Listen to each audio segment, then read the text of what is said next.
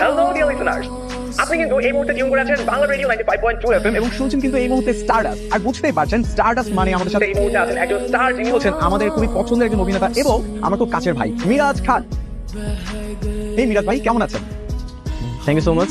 জি আলহামদুলিল্লাহ ভালো আছি। আপনি কেমন আছেন? আলহামদুলিল্লাহ আমিও ভীষণ রকম ভালো আছি। মিরাজ ভাই জানেন তো আমাদের এই শোটাতে একটা রুলস আছে, সেটা হচ্ছে গিয়ে এখানে শ্রোতারা কল করবে আর সেই কল আমরা কোনোভাবেই কাটতে পারবো না যতক্ষণ পর্যন্ত না তারা না পাইবে।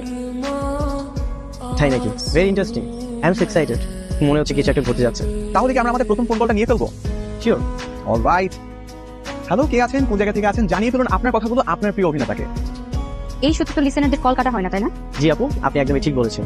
আপনি নিশ্চিন্তে আপনার মনের কথাগুলো বলতে পারেন। আমি এই শোর গেস্ট মিরাজ খানকে কিছু বলতে চাই না। আমি এই শোর হোস্ট রাফসানকে নিয়ে বলতে চাই। রাফসানের বিরুদ্ধে আমার অনেক অভিযোগ আছে। জি আপু, আপনি বলেন আপনার কি কি অভিযোগ আছে। তুমি কত প্রেম করবে রাফসান? কত মেয়ের জীবন নষ্ট করবা তুমি?